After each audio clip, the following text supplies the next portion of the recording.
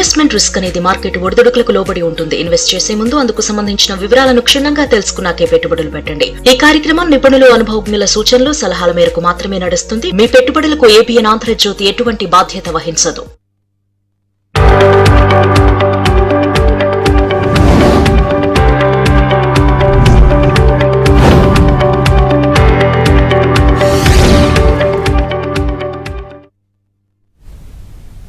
నమస్తే, welcome to ABN business news. దేశీయ stock మార్కెట్లు లాభాల్లో కొనసాగుతున్నాయి. సెన్సెక్స్, నిఫ్టీ లాభాల్లో ట్రేడ్ అవుతున్నాయి. SBI, Shriram finance, Tata steel, UltraTech cement షేర్లు లాభాల్లో కొనసాగుతుండగా power grid corporation, ICICI bank, ONGC, ITC షేర్లు నష్టాల్లో ట్రేడ్ అవుతున్నాయి. ఇవాళ మార్కెట్ సంబంధించి అనాలిసిస్ అందించడానికి ప్రముఖ బిజినెస్ అనలిస్ట్ వాసిరాజ్ సుందరరాజ గారు మనతో పాటు స్టూడియోలో ఉన్నారు. వారితో మాట్లాడి మరిన్ని విషయాలు తెలుసుకుందాం. సార్ నమస్తే. నమస్తే అండి. సార్, బడ్జెట్ తర్వాత క్రమంగా మార్కెట్ పెరుగుతూ వస్తూ ఉంది ఈ వీక్లో. సో ఏంటి సార్ రీజన్స్, ఏమనుకోవచ్చు? బడ్జెట్ తర్వాత చూస్తే కనుక ఒక రోజు మనకి సోమవారం నాడు చిన్న నీజర్క్ రియాక్షన్ వచ్చినప్పటికీను మార్కెట్ ఎంబడే కోలుకొని చాలా స్ట్రాంగ్ బౌన్స్ బ్యాక్, ఇంచుమించు ఒక 1000 పాయింట్ల వరకు రికవరీ అవటం చూసాము. దీనికి ప్రధానమైన కారణం చూస్తే కనుక మనకి ఇంత క్రితం తెలిసిందే, భారత్ అలాగే యుఎస్ఏ కూడా చూస్తే కనుక ట్రేడ్ సంబంధించిన వరకు ఒక అగ్రిమెంట్కి రావడంతో మనకి మొన్న చూస్తే కనుక భారత్ అండ్ యుఎస్ఏ కూడా ఇద్దరు కూడా ఒక వీకెండ్లో ఒక జాయింట్ స్టేట్మెంట్ ఇవ్వడము, ఆ స్టేట్మెంట్ కూడా చాలా పాజిటివ్గా ఉండడము, అలాగే రానున్న రోజుల్లో చూస్తే కనుక భారత్ యుఎస్ఏ కూడా వాళ్ళ ట్రేడ్ డీల్స్ అన్ని కూడా ట్రేడింగ్ కూడా చూస్తే బాగా పెరిగే అవకాశాలు ఉన్నాయి. కాబట్టి సో మార్కెట్ కూడా చాలా పాజిటివ్గా తీసుకోవడం మనం చూసాం. అలాగే మొన్న 2-3 రోజుల క్రితం చూసాము ఆర్బీఐ క్రెడిట్ పాలసీలో ఒక పాజిటివ్ ప్రొజెక్షన్స్ ఇవ్వడం చూసాము. జీడిపి రానున్న రోజుల్లో స్టడీగా ఉంటుందని, అలాగే ఇన్ఫ్లేషన్ కూడా రానున్న రోజుల్లో ద్రవ్యోల్బణం కూడా తక్కువగా ఉంటుందని ఒక ప్రొజెక్షన్ ఇవ్వడంతో మార్కెట్ కూడా చాలా పాజిటివ్గా తీసుకోవడం చూసాం. అదేవిధంగా మనం ఒకసారి గమనిస్తే కనుక లాస్ట్ ఒక 2-3 వారాలు డౌన్ ట్రెండ్ తర్వాత ఒక్కసారి ఈ ఎన్విరాన్మెంట్ పాజిటివ్గా రావడంతో మార్కెట్లో కూడా ఒక సడన్ టర్న్ అరౌండ్ రావడం చూసాం. లోయర్ లెవెల్లో చూస్తే కనుక లాస్ట్ 1 వీక్గా మనకి ఎఫ్ఐస్ అంటే విదేశీ సంస్థలు కూడా బాగా కొనుగోలు చేయడంతో మార్కెట్లో ఒక రికవరీ కనిపించింది. విదేశీ సంస్థలు ఆల్మోస్ట్ 2800 కోట్ల వరకు కొనుగోలు చేశారు. దేశీయ సంస్థలు కూడా 2900 కోట్ల వరకు కొనుగోలు చేయడంతో ఇద్దరు కొంచెము బయింగ్ స్ప్రీలో ఉండడంతో మార్కెట్లో కూడా రికవరీ రావడం చూసాం. దీంతో కార్పొరేట్ రిజల్ట్స్ రావడము పర్వాలేవు, అవి కూడా అందువల్ల మార్కెట్ పెరిగింది. అదేవిధంగా లాస్ట్ వీక్ చూస్తే కనుక రూపీ బాగా కొంచెం తక్కువ అవడంతో మార్కెట్ కూడా కొంచెం రికవరీ రావడం చూసాం. ఓవరాల్గా మార్కెట్ పాజిటివ్గా ఉందనుకోవచ్చు. ఒంగోలు నుంచి శ్రీనివాస్ కాల్ చేస్తున్నారు. సార్ శ్రీనివాస్ గారు నమస్తే అండి, మాట్లాడండి సుందరరాజ గారితో. డౌట్ అంటే చెప్పండి. సార్ నమస్కారం. నమస్తే అండి. సార్ ఏం లేదు, నేను 3 స్టాక్స్ తీసుకోవాలనుకుంటున్నాను. ఇంత లాంగ్ టర్మ్ ఒక 5 నుంచి 10 years ఉంటాను. First stock Radico Khaitan. Okay, చెప్పండి శ్రీనివాస్ గారు. ఫస్ట్ స్టాక్ వచ్చేసి రాడికో ఖైతాన్, రెండోది శ్రీరామ్ పిస్టల్స్, మూడోది ఫినోటెక్స్ కెమికల్. ఈ మూడింటి గురించి కొద్దిగా క్లుప్తంగా చెప్తారా లాంగ్ టర్మ్? ఓకే, 3 కూడా పెద్ద కంపెనీసే. రాడికో ఖైతాన్ మనకి ఈ మధ్యకాలం తెలిసింది 3400 నుంచి 2600 వరకు తగ్గిన తర్వాత మొన్న రిజల్ట్స్ రావడము, రిజల్ట్ తర్వాత ఈ స్టాక్లో లాస్ట్ ఒక 1 వీక్గా కొంచెం స్టడీ ట్రెండ్ ఉండడం చూస్తున్నాము. రాడికో ఖైతాన్ ఒకసారి రిజల్ట్ చూస్తే కనుక చాలా record quarterly growth, margin expansion, అలాగే మనకి ఒక పాజిటివ్ స్ట్రాంగ్ రిజల్ట్స్ అన్న ఒక వార్త రావడంతో రాడికో ఖైతాన్ కూడా పెరిగింది. సో కాబట్టి ఈ 2700 రూపాయల దగ్గర రాడికో ఖైతాన్ మనకు తెలిసిందే లిక్కర్ స్టాక్స్లో one of the top company, one of the oldest company. 1943లో స్టార్ట్ అయిన రాడికో ఖైతాన్ కాబట్టి నా ఉద్దేశం అయితే మీరు హోల్డ్ చేయొచ్చు. అలాగే మీరు అడిగిన రెండో stock Shriram pistons. Shriram piston కూడా ఇది కూడా పెద్ద కంపెనీ రాడికో ఖైతాన్ లాగా. 3000 రూపాయల దగ్గర ట్రేడ్ అవుతోంది. స్టాక్ కూడా చూస్తే కనుక హార్డ్లీ 23 టైమ్స్ వీళ్ళ ఎర్నింగ్స్కి ట్రేడ్ అవుతుంది. అలాగే ఈ మధ్యకాలంలో కూడా 1800 రూపాయల నుంచి 3000 రూపాయల వరకు స్థిరంగా పెరగడం కూడా మనం చూస్తున్నాం శ్రీరామ్ పిస్టన్స్. శ్రీరామ్ పిస్తాన్ రిజల్ట్స్ కూడా లాస్ట్ 4-5 క్వార్టర్లు చూస్తే కనుక ఇంచుమించు 150 కోట్ల వరకు మంచి లాభాలే ఉండడం కూడా మనం చూస్తున్నాం. కాబట్టి శ్రీరామ్ పిస్తాన్ కూడా బాగా పెరగడం కూడా మనం చూస్తున్నాం. అలాగే మీరు అడిగిన మూడో స్టాక్ ఫినోటెక్స్ కెమికల్స్ గురించి అడిగారు. ఫినోటెక్స్ కెమికల్స్ కూడా చూస్తే కనుక 20-22 రూపాయల దగ్గర ప్రస్తుతానికి ట్రేడ్ అవుతుంది. ఈ స్టాక్ లాస్ట్ 6 monthsగా కొంచెం అండర్ పెర్ఫార్మ్ చేస్తున్నప్పటికీ బేసికల్గా కెమికల్ సెగ్మెంట్లో ఉన్నారు. ముఖ్యంగా టెక్స్టైల్స్కి, కన్స్ట్రక్షన్కి, వాటర్ ట్రీట్మెంట్కి కెమికల్స్ వీళ్ళు సప్లై చేస్తున్న కంపెనీ. ఈ మధ్య మనం చూసాము భారత్ యుఎస్ ట్రేడ్ డీల్ తర్వాత టెక్స్టైల్స్ అన్ని పాజిటివ్గా ఉంది. అలాగే మన కన్స్ట్రక్షన్ కూడా చూస్తే కనుక బడ్జెట్లో ఒక మేజర్ బూస్ట్ ఇవ్వడంతో ఇన్ఫ్రాస్ట్రక్చర్ స్టాక్స్ కూడా 10% పెరిగింది. సో ఈ రెండు కూడా చూస్తే కనుక ఫినోటెక్స్ కెమికల్స్ కూడా పాజిటివ్ ఇంపాక్టే కనిపిస్తుంది. సో ఓవరాల్గా ఈ ఏడాది చూస్తే కనుక ఫినోటెక్స్ కెమికల్స్ కూడా ఆల్మోస్ట్ 530 కోట్ల వరకు టర్న్ ఓవర్ ఉన్న company. So 3 Radico, Fineotex and Shriram ఇస్తారు, మీరు ఓకే హోల్డ్ చేయొచ్చు. నెక్స్ట్ కలర్ శివప్రసాద్ రెడ్డి చేస్తున్నారు. శివప్రసాద్ రెడ్డి గారు నమస్తే అండి, మాట్లాడండి సుందరరాజా గారితో. సార్ నమస్తే అండి. నమస్తే అండి. సార్ నా దగ్గర state bank of India sir around 40% plus profit లో ఉన్నాను సార్. ప్రాఫిట్ బుక్ చేసుకోమంటారా లేకపోతే అట్లే లాంగ్ టర్మ్ కోసం హోల్డ్ చేయమంటారా అండి? మొన్న మీరు రిజల్ట్స్ చూసింటారు, SBI చాలా మంచి రిజల్ట్స్ రావడంతో 6th సెప్టెంబర్ ఫిబ్రవరిన తర్వాత ఈ స్టాక్లో కూడా ఆల్మోస్ట్ ఒక 10% వరకు అప్ ట్రెండ్ కనిపించింది. సో రిజల్ట్స్ బూస్ట్ మనకు చాలా స్ట్రాంగ్గా ఉంది. అలాగే ఇవాళ చూస్తే కనుక ప్రముఖ బ్రోకింగ్ సంస్థ ప్రభుదాస్ లీలాధర్ కూడా SBI తీసుకోవచ్చని టార్గెట్ 1200 రూపాయల వరకు ఇచ్చినట్టు కనిపిస్తుంది. షార్ట్ టర్మ్లో అయితే మేడ్ బి 1200 దగ్గర కొంచెం ప్రాఫిట్ బుక్ చేయొచ్చాము కానీ, but long term point of వ్యూలో అయితే నా ఉద్దేశం అయితే కొంచెం ఆల్రెడీ స్ట్రాంగ్ పెర్ఫార్మింగ్ అలాగే విన్నింగ్ స్టాక్ని మీరు ప్రాఫిట్స్ని కట్ చేయకుండా అలా ప్రాఫిట్స్ని ఎంతవరకు మీరు అలా రన్ చేయగలిగితేనే మార్కెట్లో లాంగ్ టర్మ్లో సక్సెస్ చేయగలరు. కాబట్టి SBI లాంటి స్టాక్ని నా ఉద్దేశం అయితే మీరు లాంగ్ టర్మ్లో హోల్డ్ చేయొచ్చు. నెక్స్ట్ కలర్ చక్రి చేస్తున్నారు. చక్రి గారు నమస్తే అండి, మాట్లాడండి సుందరరాజా గారితో. సార్ నమస్తే sir. Reliance, Infosys, HDFC current market లో తీసుకొస్తుంది. ఏ స్టాక్ అండి? Reliance, HDFC bank, Infosys. Okay, 3 కూడా బ్లూ చిప్ కంపెనీస్. ఈ రిలయన్స్, HDFC బ్యాంకు, ఇన్ఫోసిస్ వీటిల్లో కూడా మనం పెద్దగా అనలైజ్ చేసేది లేదు. బట్ ఈ 3 కూడా టాప్ మార్కెట్ లీడర్స్ కాబట్టి లాంగ్ టర్మ్ కోసం 3 పిక్ చేయొచ్చు, Reliance, HDFC bank and Infosys. Sir ఈ మార్కెట్ అప్ ట్రెండ్ కంటిన్యూ అవుతుంది అనుకోవచ్చా? సో ఓవరాల్గా చూస్తే కనుక మనకి లాస్ట్ 1 వీక్ క్రితం ఉన్న ఎన్విరాన్మెంట్ ఒక్కసారిగా మారి ఒక్కసారి చూస్తే కనుక చాలా ఒక ఆప్టిమిస్టిక్ ఎన్విరాన్మెంట్ రావడం కూడా మనం చూస్తున్నాం. సో మార్కెట్లో కూడా చూస్తే కనుక బాగా తగ్గిన తర్వాత ఇప్పుడు ఆల్మోస్ట్ 26,000 దగ్గర స్టడీగా ఉండడము, అలాగే ఈ మధ్య చూస్తే కనుక మ్యాక్రో ఎకనామిక్ డెవలప్మెంట్స్ అన్ని కూడా చూస్తే కనుక పాజిటివ్గా ఉండడంతో మార్కెట్లో కొంచెము ఓవరాల్గా బయింగ్ స్ట్రెంత్ కూడా కనిపిస్తుంది. కాబట్టి ఓవరాల్గా మార్కెట్ స్టడీగానే ఉండే అవకాశాలు కనిపిస్తుంది.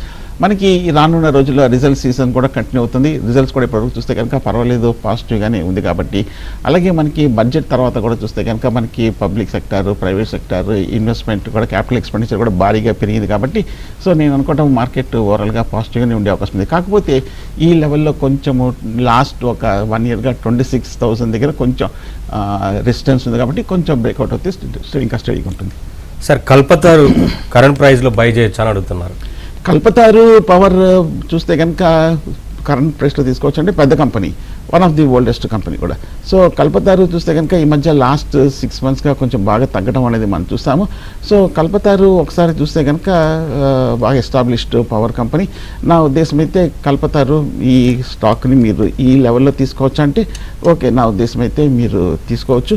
ఎందుకంటే 1,100 రూపాయల దగ్గర ట్రేడ్ అవుతుంది.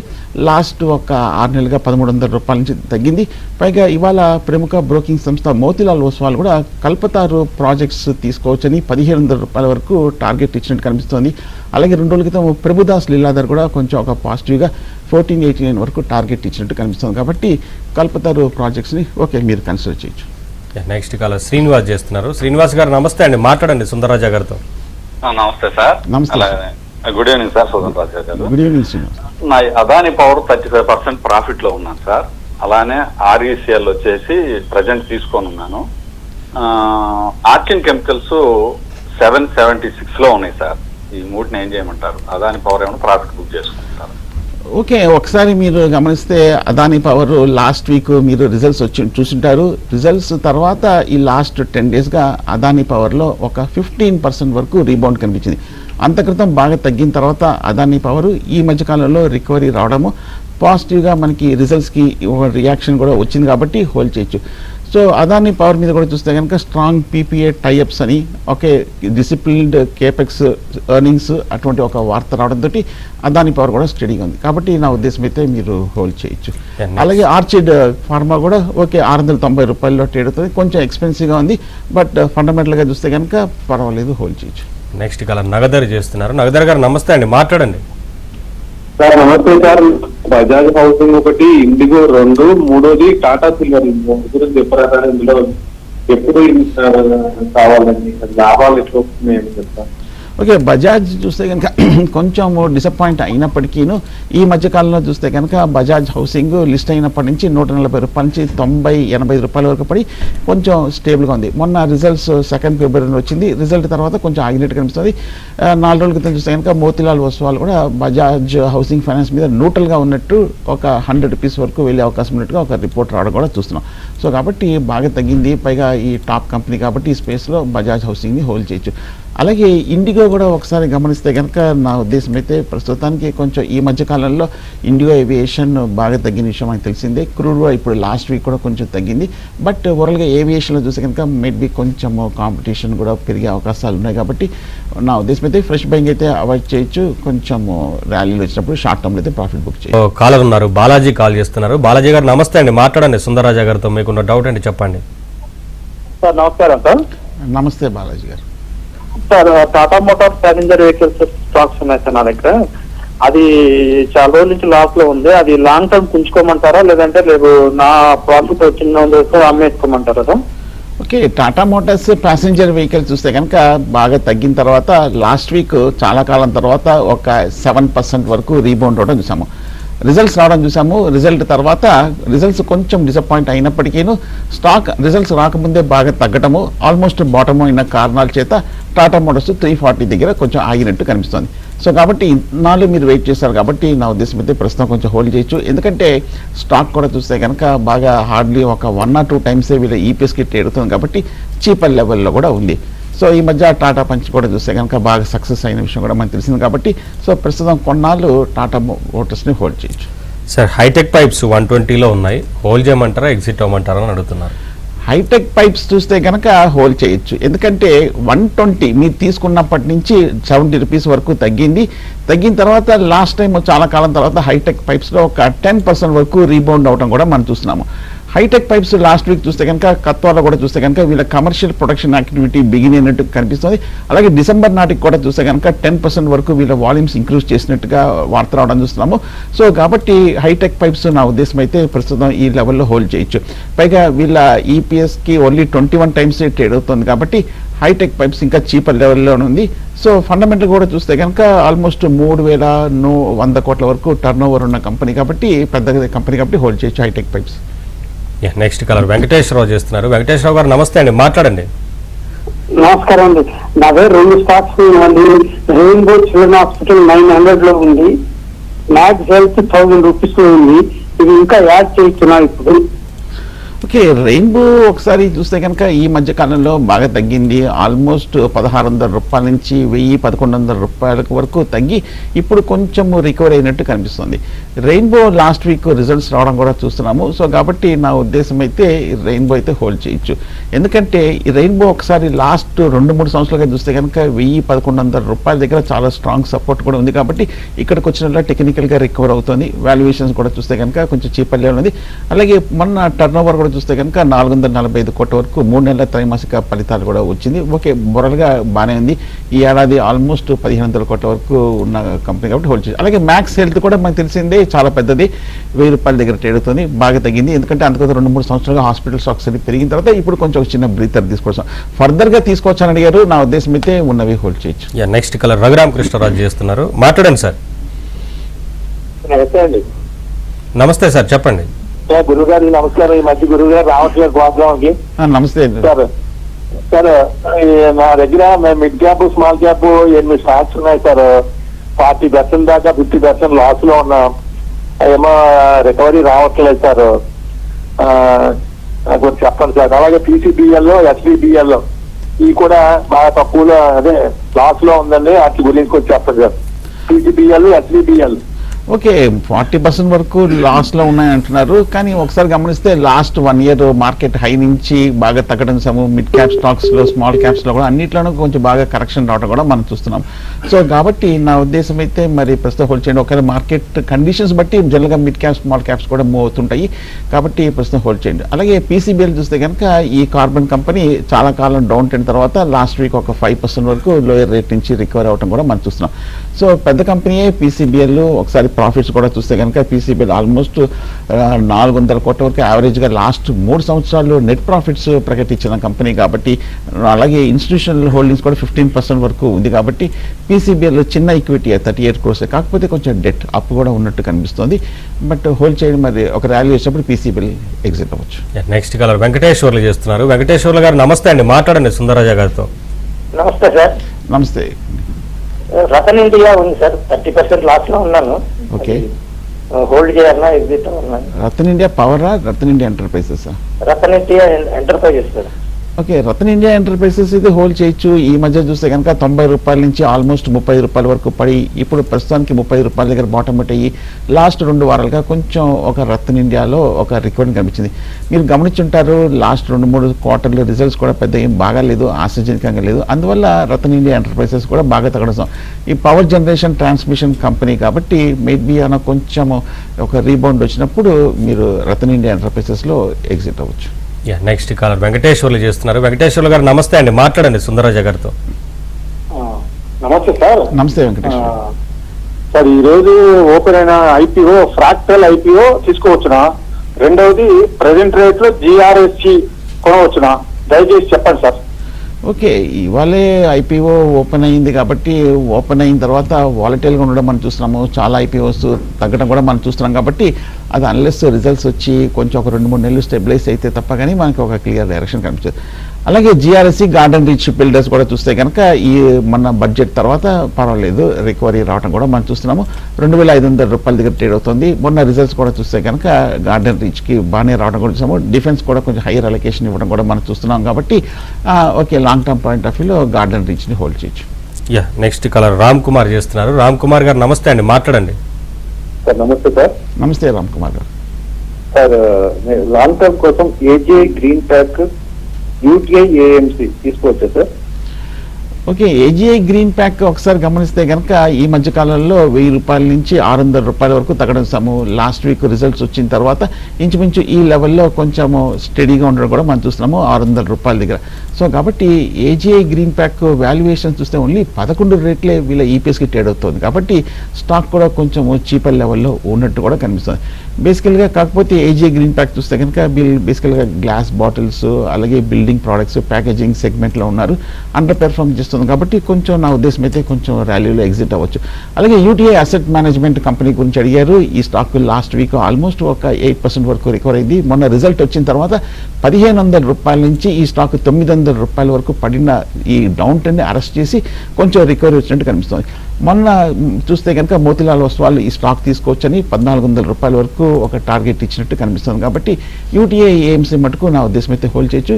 అలాగే ఏజీఐ గ్రీన్ ప్యాక్ మటుకు కొంచెం ర్యాలీలో ఎగ్జిట్ అవ్వచ్చు. Sir HAL BDL current price లో తీసుకోవచ్చా? రెండు డిఫెన్స్ కంపెనీస్, రెండు కూడా టాప్ లీడర్స్ కాబట్టి హిందుస్థాన్ ఏరోనాటికల్స్, భారత్ డైనమిక్స్ రెండు హోల్డ్ చేయొచ్చు, తీసుకోవచ్చు డిప్లో. నెక్స్ట్ కాలర్ శ్రీకాంత్ చేస్తున్నారు. శ్రీకాంత్ గారు నమస్తే అండి, మాట్లాడండి సుందరరాజా గారితో. చెప్పండి శ్రీకాంత్ గారు. హలో శ్రీకాంత్ గారు చెప్పండి సార్. హలో, ఎస్సీపీసీ అండి సార్ మీ స్టాక్ నేమ్ అర్థం కావట్లేదు sir. SCPC limited. SCPC. Okay, SCPC limited. మీ డౌట్ సార్? పెరుగుతుందా లేదా, ఉంచుకోవచ్చా, అమ్మాలా? ఓకే, ఈ స్టాక్ చూస్తే కనుక ఈ మధ్య లాస్ట్ ఒక 6 monthsగా కంటిన్యూస్గా తగ్గుతూ వస్తుంది. ఇప్పుడే కొంచెము రికవర్ అవడం చూసాము. లాస్ట్ వీక్ రిజల్ట్స్ రావడం చూసాము. ఒక 12% వరకు ఎస్సీపీసీలో కూడా ఒక ఆపర్చునిటీ కనిపించింది. సో నా ఉద్దేశం అయితే చాలా కాలం కొంచెం అండర్ పెర్ఫార్మ్ చేస్తుంది కాబట్టి కొంచెం నా ఉద్దేశం అయితే కొంచెం ర్యాలీలో ఎస్సీపీసీ లిమిటెడ్ని కొంచెం హయ్యర్ లెవెల్స్లో ఎగ్జిట్ అవ్వచ్చు ఈ stock. IFCI sir short term లో రైజ్ అవ్వచ్చు అని అడుగుతున్నారు. అంటే పెరుగుతుందా అని మనం కరెక్ట్గా 100% ఫోర్కాస్ట్ చేయలేము. బట్ కానీ ఈ లాస్ట్ 1 monthగా చూస్తే కనుక పర్వాలేదు. 48 రూపాయల నుంచి 70 రూపాయల వరకు పెరిగింది. కానీ 70-75 రూపాయల దగ్గర చూస్తే కనుక మొన్న లాస్ట్ ఇయర్ మేలో ఒక మేజర్ టాప్ నుంచి పడింది. అలాగే అంతక్రితం 2024 ఆగస్ట్ నుంచి కూడా ఆల్మోస్ట్ 70-80 రూపాయల నుంచి పట్టడం కూడా మనం చూస్తున్నాం. కాబట్టి కొంచెం ఉన్నాయంటే కనుక కొంచెం హై లెవెల్లో ప్రాఫిట్ బుక్ చేయొచ్చు ఐఎఫ్సిఐ. నెక్స్ట్ కాలర్ శ్రీకాంత్ చేస్తున్నారు. శ్రీకాంత్ గారు మాట్లాడండి. సార్ ప్రెసెంట్ రేట్ లో జియో ఫైనాన్స్ లారాజ్ లా తీసుకోవచ్చా సార్? జియో ఫైనాన్షియల్ సర్వీసెస్ కూడా ఓకే, ఈ మధ్యకాలంలో చూస్తే కనుక లాస్ట్ వీక్ ఒక 10% వరకు రీబౌండ్ అయింది, ఒక చిన్న డిప్లో కూడా తీసుకోవచ్చు. అలాగే లారస్ ల్యాబ్స్ కూడా ఒకసారి గమనిస్తే కనుక ఈ మధ్యకాలంలో బాగా ఈ స్టాక్లో ర్యాలీ తర్వాత ఇప్పుడు కొంచెం కరెక్షన్ రావడం సాము, రిజల్ట్ వచ్చిన తర్వాత కొంచెం లారస్ ల్యాబ్స్లో కూడా తగ్గడం సాము. బట్ కానీ లాంగ్ టర్మ్లో లాస్ట్ 1 or 2 yearsగా బాగా ర్యాలీ వచ్చింది కాబట్టి స్టాక్ కొంచెము 60 రెట్లు ట్రేడ్ అవుతుంది. అంటే ఇప్పుడు ₹1000 అంటే వీళ్ళ ఈపీఎస్కి 60 రెట్లు ట్రేడ్ అవుతుంది కాబట్టి కొంచెం ఎక్స్పెన్సివ్ ఉంది కాబట్టి డిప్లో తీసుకోవచ్చు. ఓఎఫ్ఎస్ఎస్ బై చేయొచ్చు అని అడుగుతున్నారు sir present. Oracle financial services ఒకసారి గమనిస్తే కనుక ఈ లెవెల్లో తీసుకోవాలంటే ఐటీ స్టాక్స్ అన్ని మనకు తెలిసిందే లాస్ట్ వీక్ భారీగా పడ్డాయి. అమెరికాలో కొత్త AI టు ఆంథ్రోపిక్ రావడంతో ఐటీ స్టాక్స్లో అన్నింటిలో కూడా ఒక్కసారిగా ప్రకంపనలు రావడం మనం చూసాము. బట్ ఓఎఫ్ఎస్ చూస్తే కనుక ఫండమెంటల్గాను మంచి కంపెనీ, వాల్యుయేషన్స్ కూడా కొంచెం తక్కువ రేట్లోనే ట్రేడ్ అవుతుంది. ఒకసారి గమనిస్తే కనుక ఓఎఫ్ఎస్ ఆల్మోస్ట్ 2380 కోట్ల వరకు నెట్ ప్రాఫిట్స్ ఏడాది ప్రకటించిన కంపెనీ కాబట్టి డిప్లో తీసుకోవచ్చు. కైటెక్స్ గార్మెంట్స్ గురించి, జేబిఎం ఆటో గురించి అడుగుతున్నారు సార్. కిటెక్స్ గార్మెంట్స్ చూస్తే కనుక లాస్ట్ వీక్ బాగానే పెరిగింది. ముఖ్యంగా బడ్జెట్ తర్వాత చూస్తే కనుక ఒక 20% వరకు కిటెక్స్ గార్మెంట్స్లో పెరిగింది. సో కాబట్టి నా ఉద్దేశం అయితే మీరు హోల్డ్ చేయొచ్చు. కిటెక్స్ కానీ, గోకుల్ దాస్ టెక్స్టైల్స్ ఇవన్నీ కూడా బాగా పెరిగింది కాబట్టి నా ఉద్దేశం అయితే కిటెక్స్ గార్మెంట్స్ని హోల్డ్ చేయొచ్చు. ఫ్రాక్టల్ IPO గురించి అడుగుతున్నారు సార్, అప్లై చేయొచ్చు అని. ఓకే, చాలా వరకు మీడియం అండ్ స్మాల్ సెగ్మెంట్లో వస్తున్న స్టాక్స్. నా ఉద్దేశం అయితే ఇప్పుడు ఈ IPOస్లో డ్రీమ్ రన్ ఎక్కడ కనిపించలేదు కాబట్టి లిస్ట్ అయిన తర్వాతే తీసుకోవచ్చు అనేది నా. GRSC సార్ కరెంట్ ప్రైజ్లో తీసుకోవచ్చు అని అడుగుతున్నారు. ఓకే, GRSC కూడా చూస్తే కరెంట్ రేట్లో కాకుండా చిన్న డిప్లో తీసుకోవచ్చు. ఇందాక మనం డిస్కస్ చేసాం. ఎలక్ట్రానిక్స్ స్మార్ట్ ఇండియా ఇప్పుడు బై చేయొచ్చు అని అడుగుతున్నారు సార్. ఎలక్ట్రానిక్ స్మార్ట్ చూస్తే కనుక ఓవరాల్గా రీటైల్ సెగ్మెంట్లో ఉన్నారు. రీటైల్ సెగ్మెంట్లో ఉన్న EMIL చూస్తే కనుక లాస్ట్ వీక్ చాలా కాలం తర్వాత ఒక 20% వరకు రీబౌండ్ అవడంతో ఎలక్ట్రానిక్ స్మార్ట్ ఇండియా కొంచెం లైమ్ లైట్లోకి రావడం కూడా చూస్తున్నాము. సో నా ఉద్దేశం అయితే వీళ్ళు బేసికల్గా ఆన్లైన్ ప్లాట్ఫామ్లో ఉన్నారు. వీళ్ళు బేసికల్గా వీళ్ళ బ్రాండ్స్ అన్ని కూడా చూస్తే కనుక బజాజ్ ఎలక్ట్రానిక్స్ వాళ్ళందరితో కూడా కొంచెం టైఅప్ అయినట్టు కూడా కనిపిస్తుంది. సో బేసికల్గా ఈ ఏడాది ఆల్మోస్ట్ 7,000 కోట్ల వరకు టర్న్ ఓవర్ ఉంది. ఓకే, మీ డిప్లో తీసుకోవచ్చు. నెక్స్ట్ కలర్ రమేష్ చేస్తున్నారు. రమేష్ గారు నమస్తే అండి, మాట్లాడండి. Sir Indotech transformer. Okay, Indotech transformers తీసుకోవచ్చా అంటే ఈ స్టాక్ చూస్తే కనుక ఈ మధ్యకాలంలో ట్రాన్స్ఫార్మర్ పవర్ కంపెనీస్ అన్ని తగ్గడంతో ఇండోటెక్ కూడా 3,600 నుంచి 1,200 రూపాయల వరకు బాగా తగ్గిన విషయం తెలిసింది. తగ్గి మొన్న లాస్ట్ వీకే ఒక 10% వరకు రికవరీ అవడం చూసాము. సో కాబట్టి ఇండోటెక్ ట్రాన్స్ఫార్మర్స్ బాగా లోయర్ లెవెల్లో ఉంది. బేసికల్గా వీళ్ళు ట్రాన్స్ఫార్మర్స్ తయారు చేస్తున్న, మ్యానుఫ్యాక్చర్ చేసి సప్లై చేస్తున్న కంపెనీ. నా ఉద్దేశం అయితే తీసుకోవచ్చు. 600 కోట్ల వరకు ఏడాది టర్న్ ఓవర్ ఉన్న కంపెనీ. 5 ఏళ్ల క్రితం 200 కోట్ల నుంచి బాగానే పెరిగింది. సో కాబట్టి ఓకే, కన్సిడర్ చేయొచ్చు. ఫుడ్స్ అండ్ ఇన్స్ సార్ 83లో ఉన్నాయి, హోల్డ్ చేయమంటారా, ఎగ్జిట్ అవ్వమంటారా అని అడుగుతున్నారు. ఫుడ్స్ అండ్ ఇన్స్ 83లో అంటున్నారు. ఓకే, నా ఉద్దేశం అయితే ప్రస్తుతం హోల్డ్ చేయొచ్చు. ఈ స్టాక్ చూస్తే కనుక లాస్ట్ వీక్ ఒక 20% వరకు పెరిగింది. 70 రూపాయల దగ్గర ప్రస్తుతం ట్రేడ్ అవుతుంది. బాగా తగ్గిన తర్వాత ఇప్పుడే కొంచెం ఫుడ్స్ అండ్ ఇన్స్ 150 నుంచి 50% వరకు స్టాక్ ఈరోడ్ అయిపోయిన తర్వాత ఇప్పుడు వాల్యుయేషన్స్ కొంచెం చీపర్ లెవెల్ ఉంది. వీళ్ళు బేసికల్గా స్పైసెస్ ఇవన్నీ కూడా తయారు చేస్తున్న కంపెనీ. సో ఒకసారి మనం టర్న్ ఓవర్ చూద్దాం. టర్న్ ఓవర్ చూస్తే ఆల్మోస్ట్ 1000 కోట్ల వరకు ఏడాది టర్న్ ఓవర్ ఉన్న కంపెనీ ఫుడ్స్ అండ్ ఇన్స్. So okay, kind of A stock లాగే కనిపిస్తుంది కాబట్టి ఓకే, హోల్డ్ చేయొచ్చు ఫుడ్స్ అండ్ ఇన్స్. వేదాంత బై చేయొచ్చు అని అడుగుతున్నారు సార్. ఓకే, వేదాంత కూడా ఈ మధ్యకాలంలో చూస్తే కనుక బాగా పెరిగింది. పెద్ద మేజర్ కాంగ్లోమరేట్, పైగా స్టాక్ కూడా చూస్తే కనుక ఈ మధ్య డీమర్జర్ అనే విషయం మనకు తెలిసిందే. అలాగే 4-5 ఎంటిటీలుగా అవతరించబోతోంది వేదాంత. లాస్ట్ వీక్ రిజల్ట్స్ రావడం చూసాము. రిజల్ట్స్ తర్వాత బాగా పెరిగింది. బట్ కానీ అప్పటికే బాగా పెరిగిపోయింది వేదాంత. 4 రోజుల క్రితం ప్రముఖ బ్రోకింగ్ సంస్థ మోతీలాల్ ఒస్వాల్ కూడా వేదాంత మీద న్యూట్రల్గా ఉన్నట్టు అభిప్రాయం అంది కాబట్టి కొంచెం డిప్లో